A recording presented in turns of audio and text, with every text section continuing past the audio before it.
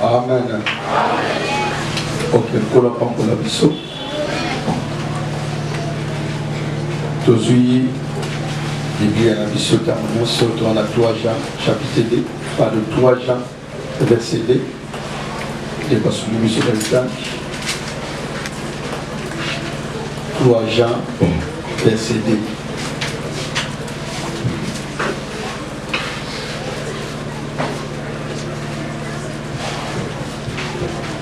Jean, chapitre 2. 3 Jean, verset 2. 3 Jean, verset 2. Tout à fait. Bien-aimé, je souhaite que tu prospères à tous égards et que tu sois en bonne santé.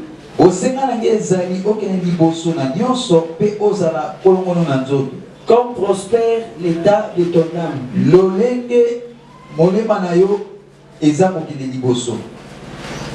Kolo pambola suliloba oyo pambola pepe na yo kamba biso na kombo na Yesu to monde boko. Amen. Fanda bebe tasuma boko.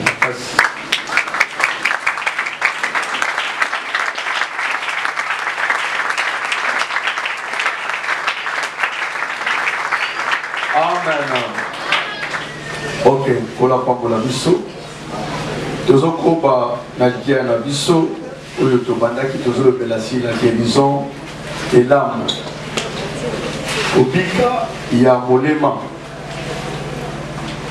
Alors je crois depuis tobandaki kino lelo nalingaki komeka kotalisa na explication na ba définition na ba fonctionnement, ce que c'est l'âme, ce que c'est le corps, ce que c'est l'esprit et ce que c'est le cœur.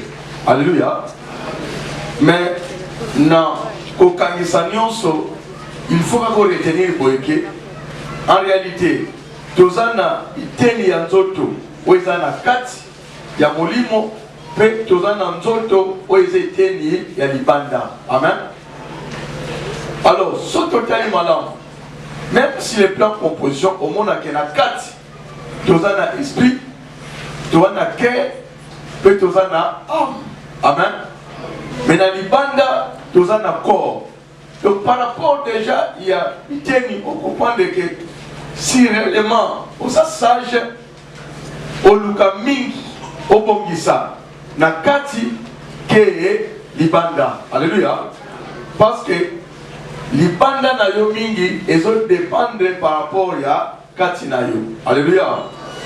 Yango d'emblée, nazo pesa yo conseil. Ndenge tamu nyoso pola bandaki koloba. Bien-aimé, ezo senga na yo mingi. Oleka na ko traiter directement nzoto oyo po oko ko éviter na vie na yo mingi ba conséquences o eza néfaste to ba conséquences oyo eza ya mabe. Amen. Alléluia. Maintenant, et loko zo sala mabe kat na bisoni. To benga mi bala na Nzambe. Mais tout ce qui est bas, il est que ça là, ma casse y a pas dans l'embêté. Par erreur ou par ignorance, ou soit pour la landa, malheureusement, tout ce qui est mingi sous ce biseau, kobongisa, li bandan zoto, que kobongisa la carte. Et à un moment, comme conséquence, au moment vie à Christo mingi, et ça la différence de la vie à pagano. Au monde ndenge ba pagano bazolela ndenge pe ba Christ bazolela alors que ba Christo bakolela ndenge moko na ba pagano te parce que ba mo bazana ba promesse belo nzambe azuma kokia kola kabako. Amen. Alors lelo sikoyo tozo banda je vois 4e point na biso na lingala lobela maintenant si la maladie de l'âme, parce que normalement point d'addition centrale en haut. Tout le là, si la guérison, mais tout le la guérison, c'est le béli maladie.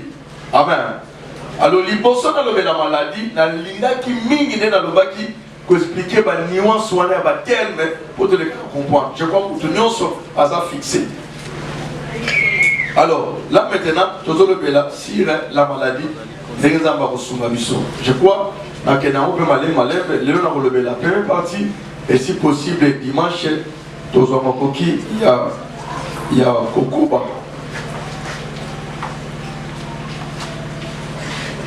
La signification du mot grec sozo, entre parenthèses sali, inclut l'idée de la santé, la guérison de l'esprit, de l'âme et du corps.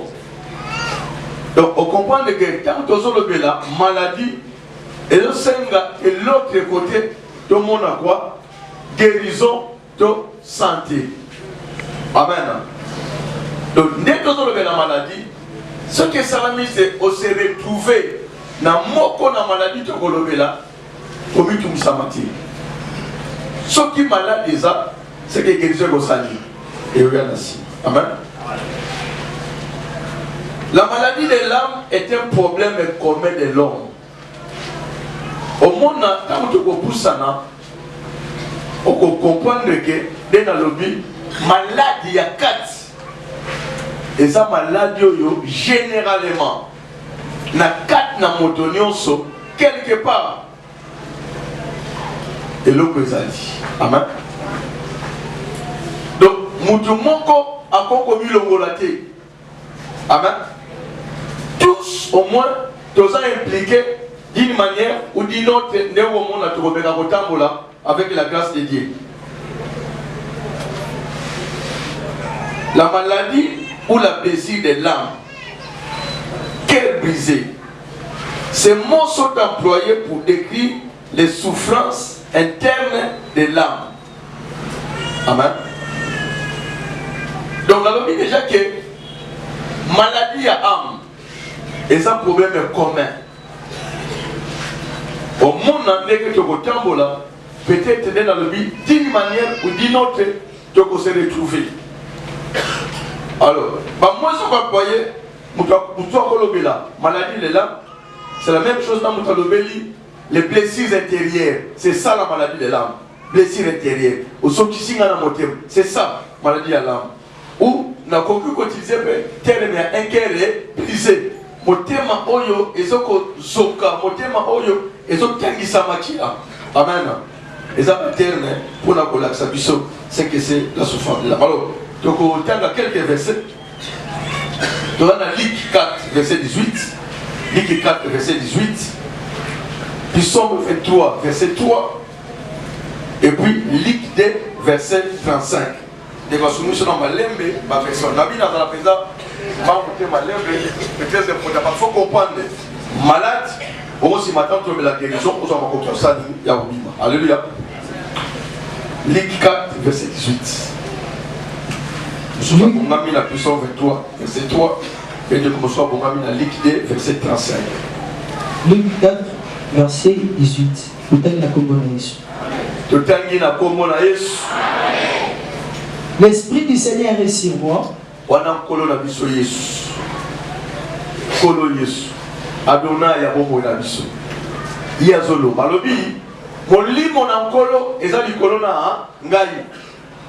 Parce qu'il m'a oint pour annoncer une bonne nouvelle aux pauvres.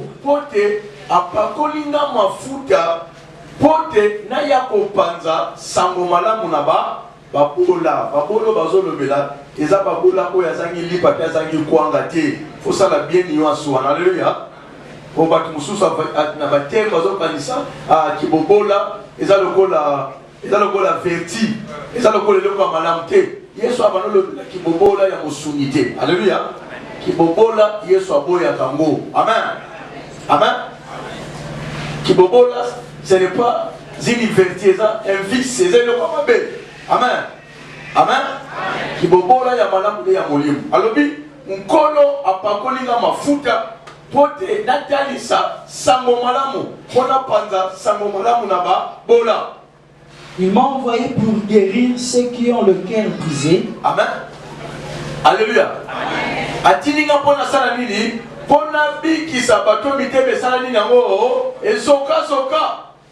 Amen. Amen. Donc ceux qui s'aiment matin aux alliés avec un cœur brisé, même n'importe côté, soyez calme, soyez confiants. Alléluia. Le bico est à Nantela. Parce que Moussala même soyez là, Yangoana. Est-ce que vous êtes d'accord, Nanga? Beta Maboko pour la polo.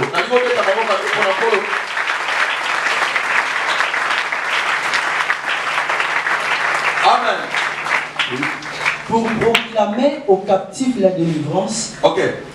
Déjà ça va. Problème d'habitude c'est ça. Partie A1. Alléluia. Et suite wana et ça parmi misala onkola ko sala. Ya ko memela pe ko kangola ma banani bakangami. Subana papa. Que dans les versets. Avant tanga pisop na lingotanga nanu liquide verset 35. Liquide 35. Luc chapitre 2 verset 35. Et à toi-même une paix transpercera l'âme. Awa tozana lisolo ya Yesu abotami. Amen. Amen. Yesu abotami, siko esengelaki Marie na Joseph baya na Yesu selon maloba na Nzambe. Selon maloba na Nzambe baya na Yesu na kati ya ndako na Nzambe po balakisa ye et pas banganga Nzambe selon rite ya ba Yuda. Amen. Yango baya na ye na kati na tempelo na tango wana yalaki na mosali na Nzambe komona zalaki Simeon. Ola yebisaki ye yo okokufa te.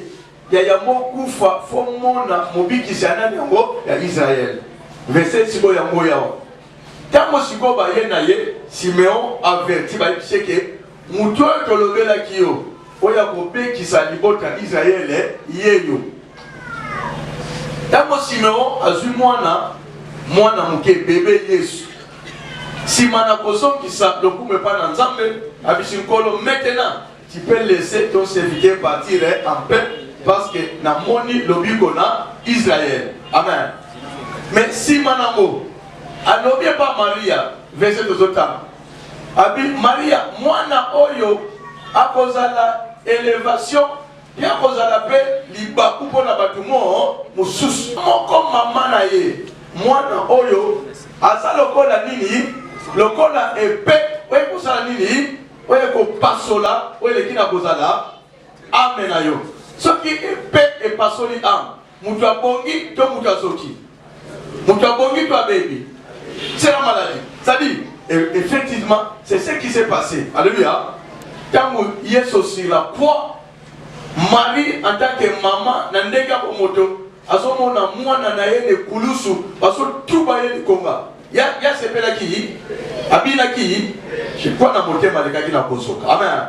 Donc la maladie de l'âme c'est quelque chose qui est certain et vrai. Amen. Alléluia.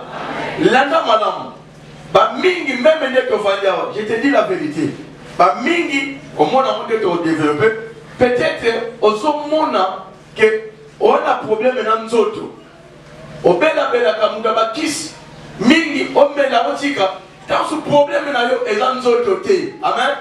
Problème na yo ezande ame mukesali na mo et malade dès lors on peut trouver guérison na âme libanda na yo les choses vont changer.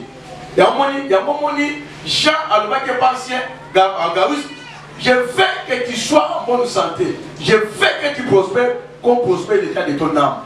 Beaucoup d'entre nous sommes bloqués parce que sans le savoir, tout ça, prisonnier, il y a maladie, il y a mitema. Amen. Mitema na biso face aux événements, face à il y a réalité moko somolo et pesani et pesa yango.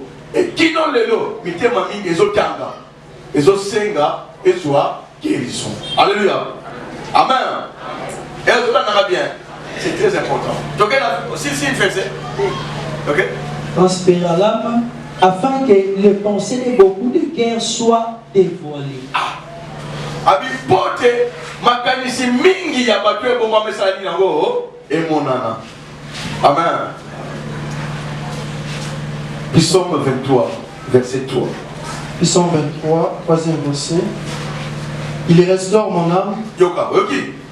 Au moins, je vois à David. Ok, ma mazolo. C'est-à-dire, David, il peut. A où tu vas sali?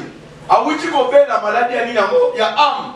A où tu vas soka? Il y a des problèmes. Mais à réaliser que Kolo Sani Nango a eu passé. Amen. Ne maintenant oiseau témoigner. Abim Kolo, il restaure mon âme. Donc, il se rend compte que mon témoignage et vous t'as qui soka. Mais gloire à Dieu, pourquoi les Sani?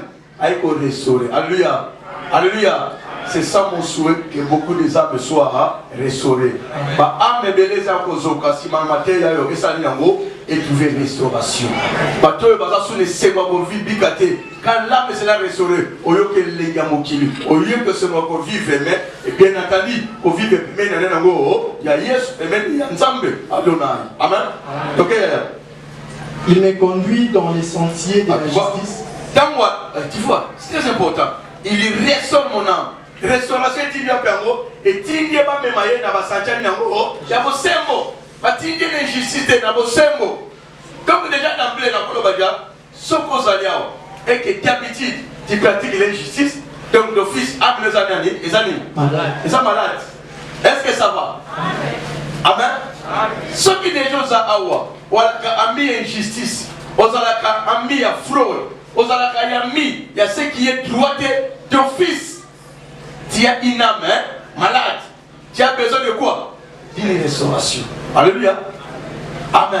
Amen. Même peut-être peut-être à travers les médias. C'est ça la vérité. Amen. Toquez pas. À cause de son nom. Amen. Ok, il me conduit dans le vrai pâturage à cause de sa commande. Est-ce qu'on peut mettre ça sur le mot?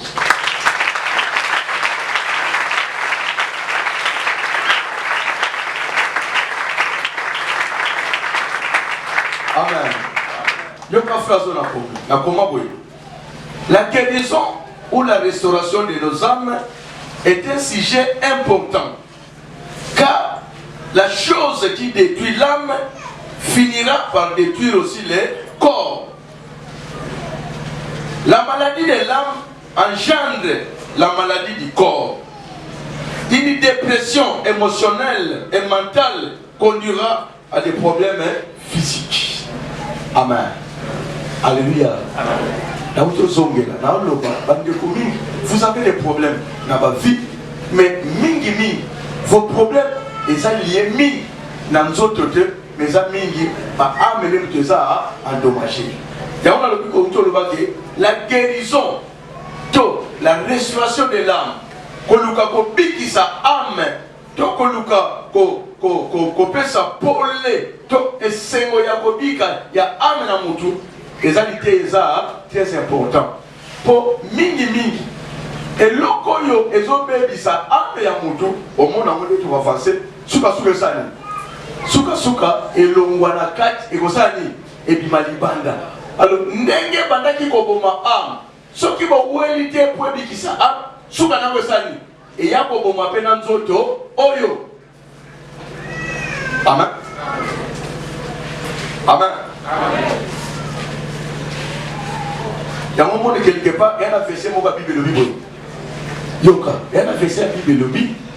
Et puis, Kobanga te, na mutoyo, azaka na makokia sani, abo manzoto na yo, mais ana makokia koboma nini, ame na yo te. Amen.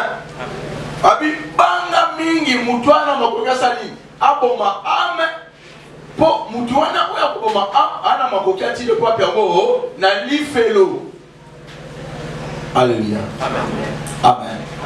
Est-ce que ça va? Est-ce que ça va? Bien aimé, il y en a madame Pesala, vraiment assidu, Zamba Osumayo. Au biloko tozote ya lelo, je crois que sur ma biso, les jeudi, il y a un monsieur qui va là on a le sang. Alors, à ce moment-là, moi ils ont ma casse, bah tu vas là, sur l'ali, la bimission le rôle de la classe. Dans quelle émission de la bobisali.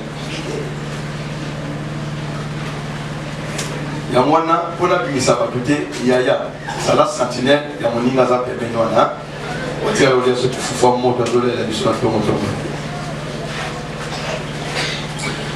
Comme nous l'avons vu, les fonctions de l'âme incluent nos pensées, nos émotions, l'imagination et même nos souvenirs.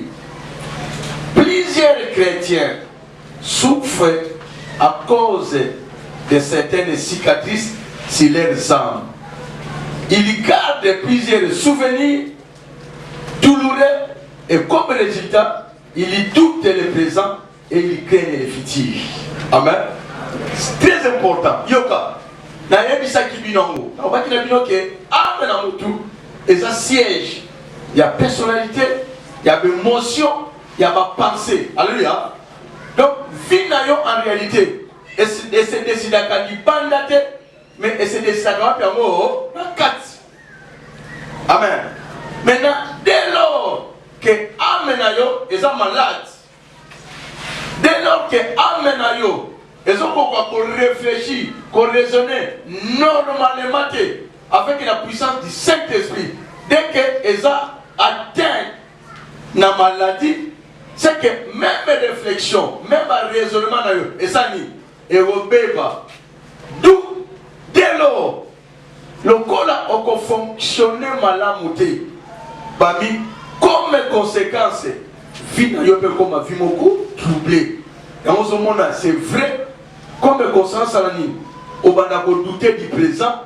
L'avenir, il y a déjà des enfants, ils ne sont pas sûrs de ce présent. Donc, à ce moment-là, même des enfants qui n'ont pas que vous que la yénenge ni. Bon, ceux qui présent, bon, fiti. Amen. Parce que vous savez, et l'autre na mutu, que vous savez kamoti. Foyer bango, l'élo na yo, ce que tu es aujourd'hui. Et l'autre za l'élo. Et ça, conséquence, il y a pas de décision aux autres colonies. Lobby.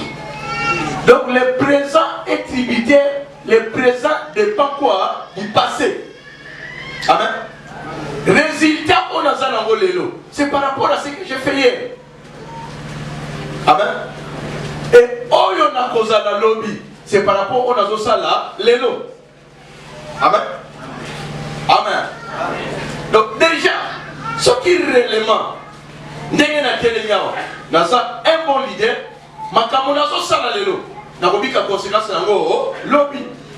C'est comme ça on a David azoloba, je sais pas na puissance dans cette abi, j'ai été jeune et j'ai vieilli, jamais je n'ai vu un juste ni ses enfants mendiants. Amen. Pourquoi? Parce que archéologie dans les canons posés et ça va acte mouillant au sein de l'amour. C'est que même ceux qui ont souffert, bananaye, bakobika bolamba nini. Il y a papa na bango. Alléluia. Aux hommes on a avantage à la moyenne gebe. Mais malheur, or les enfants des méchants. Batu bakolingani. Balinga masumo tata fala futa te. Balinga ko futa yako. Ban. Amen. Maman, tambola na moyenne gebe. Alléluia. Parce que non seulement yoko bika malade, mais bana na yope, bakobika ko lekina ko sala nini au lam. Maintenant quand l'âme est sortie moto, alors ça est incapable de réfléchir madame, c'est que même son présent est comme un douté et le futur est en sensité. Est-ce que ça va? C'est comme ça que les âmes brisées mènent quoi? À la suicide. Quand sa femme s'est suicidée, on dirait à mi petite solution, donc on est suicide. Au bakisi makambo, la nicolona makambo. Na vie na yo, vous allez tenter de se suicider, même quand tous les signaux sont au rouge. Amen. Ne le faites pas. Vous allez l'âge jusqu'à ce niveau se suicider. Amen. Ne le faites pas. Alléluia. Parce que voilà, au gagnon comment éternellement. Est-ce que ça va? On peut acclamer le roi des rois. Acclamer le roi des rois.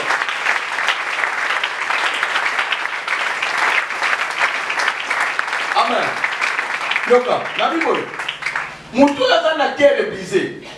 Ils peuvent avoir des réponses dans leur tête, mais il est difficile de réfléchir convenablement quand votre cœur souffre. Amen. Et c'est ça. Il y a un moment où David pouvait dire Alléluia. Vous avez besoin de belé. Amen. Vous avez posé la matière. Vous avez pas de matière. C'est qui pour la bio. Au moins, on a une introduction dans la maladie. Au moins, on a besoin de Amen. Oh, la foi vient de ce qu'on entend. Il faut que l'île soit prêt, mais on a le sang. Tu vois là. Tu vois ce que c'est d'ici. Amen. Na loba, mon toi ça na âme ya kozoka. Tellement ana makoki à réfléchir. À cause de la réponse na mutu. Amen. Mais moyen à mettre en application exaltée. Yamo somona okoso abatumi balé. Quelqu'un qui a une âme restaurée. Na oyata na âme restaurée. Aujourd'hui $100 au pesi na mutata na âme restaurée. Aujourd'hui $1000 au pesi na mutata na âme malade. tika bango après un mois. On comprend les moutons qui na $100 à combattre yango, moutons qui na $1000 sani. À combattre yango à tel point à comme après avant de 5 moutons après ça qui est $100. Est-ce que ça va? Est-ce que ça va? Amen. En toi, ce n'est pas que ma potentialité est en ayoté. On a un malama, n'a pas été. Type le grand chauffeur, type le grand mécanicien, mais Azan est loco. Azana est loco, Azana n'a mis tout que bouffa. Problème, ils ont maillé l'été. Problème, ils ont l'âme. Est-ce que ça va? Est-ce que vous avez ça? Bien aimé, ton problème ce n'est pas l'intelligence. Au cause de la graduée, au cause de la licenciée, au cause de la masse surtout. Je te dis, si l'âme n'est pas restaurée, même l'indécis, la condition de vie, à cause de la musique, même dans la réflexion, à cause de la musique. Alléluia. Amen. Oh, il y a le moment, c'était la pause. Il dit, je fais que tu prospères à tous les gars. Que tu sois bonne santé, mais qu'on prospère l'état de ton âme. Là, c'est la clé. Amen. Amen. C'est la clé. Bien aimé, soit décision. Maintenant là, tu sois pourtant malé à la fin de l'année. Soit décision, ma camoufle dans l'hôtel. Tiens mon avis, ma camoufle change. Amen. Vous avez des insomnies, vous n'avez pas d'appétit à les canards. Vos problèmes, ce sont les âmes qui sont brisées. Ce sont les âmes qui sont malades. Alléluia.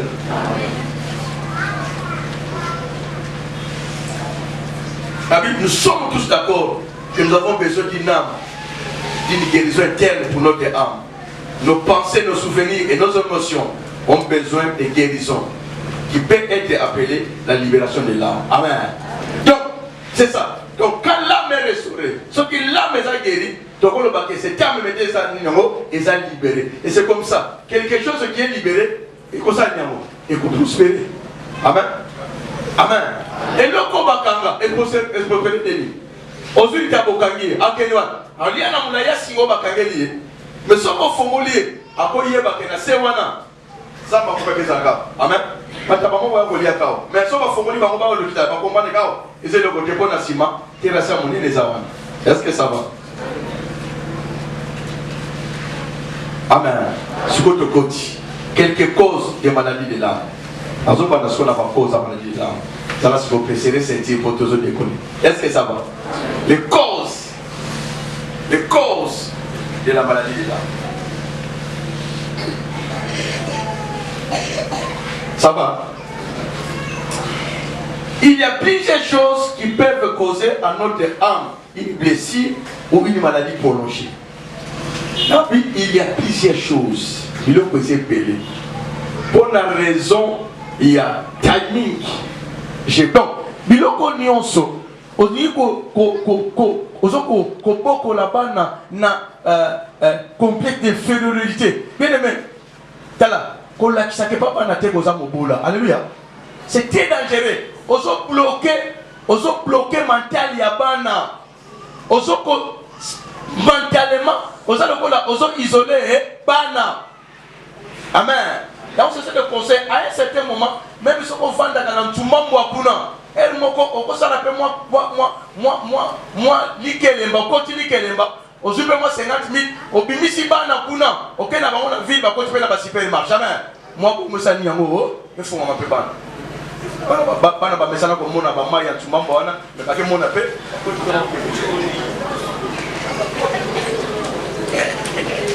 Attends, bah nous tala tala. Mais il m'a sauvé ça dans mon tu vas faire ça niamo. Ça va vous faire. Amen. Il y a un moment na poto déjà à un certain âge. Ben jijaka ba parents à un certain âge vacances ça niamo. Faut-il na moi na que des vacances li banda ya province boza, li banda ya région boza. Et puis moi dans aux hommes ça moi dissertation par rapport à Makamboyo à que vous découvrir. Très important. Il y a un moment na yebi sibilo ba maman bon courage aka ni sala mususu abana ya kosam. Ce qui est kosam mazo senga moi bana na biso ba c'est là ba kenana passer tayi na tina kisam. Amen. Amen. Ces enfants découvert bazo songa tane sem. Amen. Amen. C'est comme ça. On dit que papa.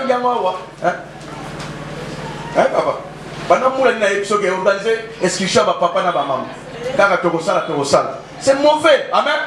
Les gens va parler mususu abotameli na kimbanseke asoke na akufa pe na kimbanseke. Donc vous êtes ya bien moins. Oyo Laurent Désiré Kabila tela biso ya liberté. Ça va que vous êtes liberté. Amen. Ata itago ya bien moti.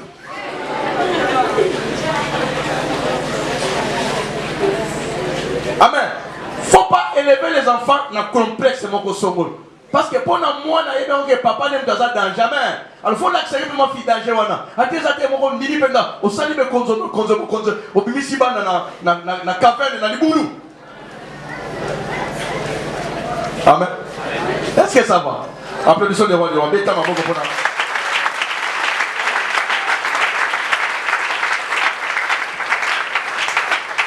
Amen. Ceux qui sont blessés de cette manière grandissent et deviennent des adultes avec beaucoup de problèmes émotionnels. Amen.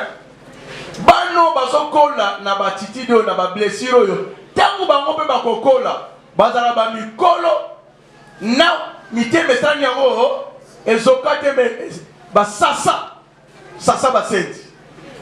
Do miteme panzana donc réunion c'est tanga galonga makila. Amen. Alléluia. Il y a mozo mona, il y a un bateau sous tant qu'on vend pembeni jamais au cours de la besoin de fils que quelques secondes à malam. Tout ce qu'il respire là, mbindo mabi. Amen. Amen. Même les lobés, même les allées, mabi. C'est comme ça que nous conseil. C'est très important. Il faut son maganasim. Il faut que grandi dans quel environnement. Amen.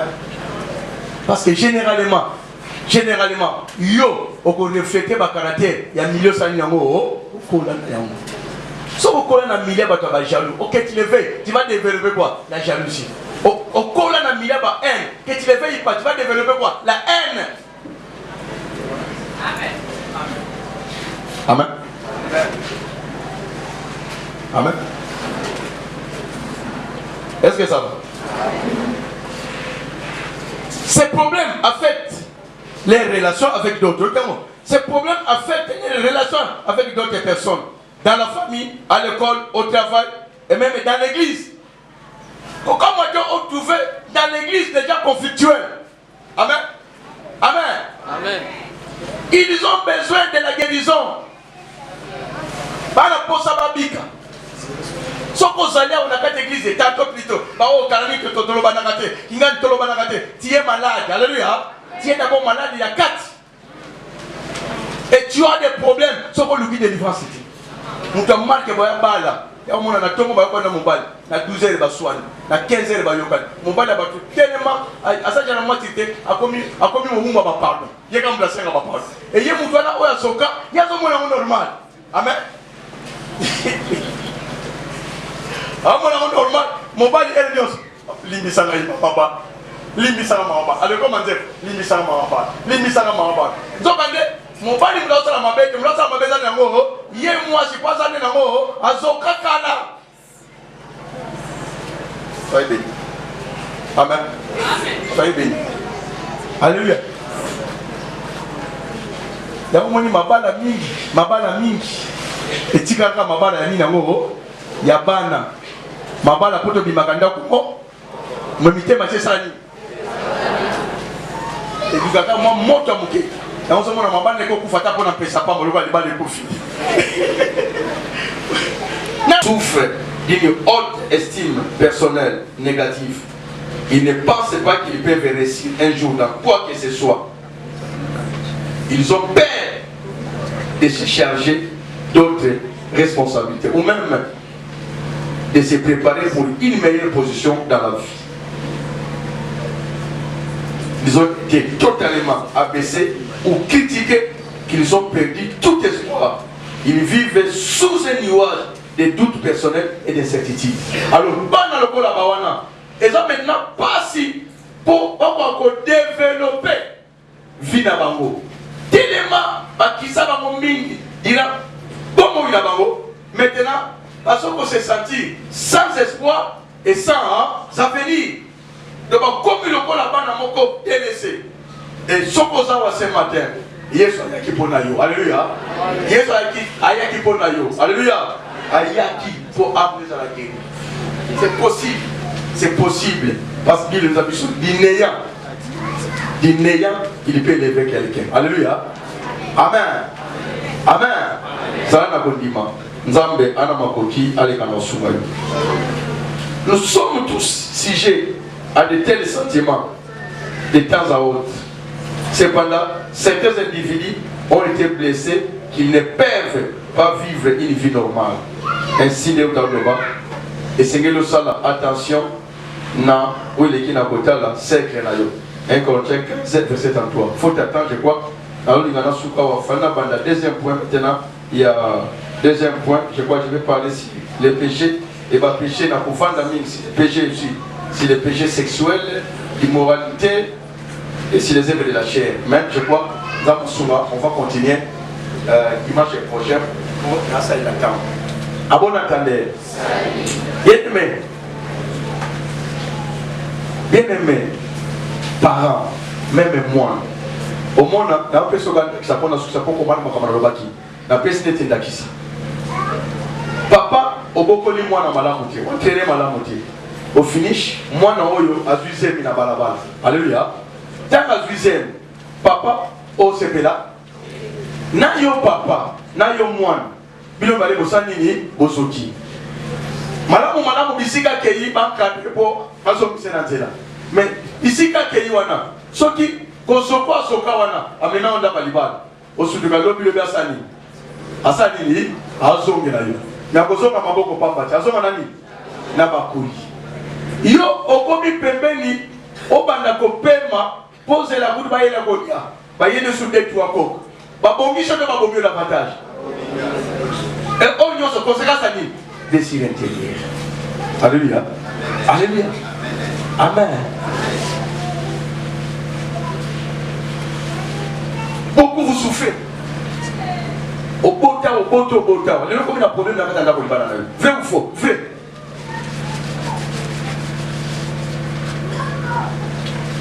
Osez battre Nassani. Nassani, la moitié à calme. Nassani. Nabenga na basinios. Namoko na boko la bana la orphelinat. Bien collège, bien ni. On a la nouvelle yo. Donc il y a à manger à boire dans ma caboule. Quel Seigneur nous aide. Alléluia. Et tout ce qui va je vois les dimanches, tu peux continuer. Bêta mon beaucoup pour la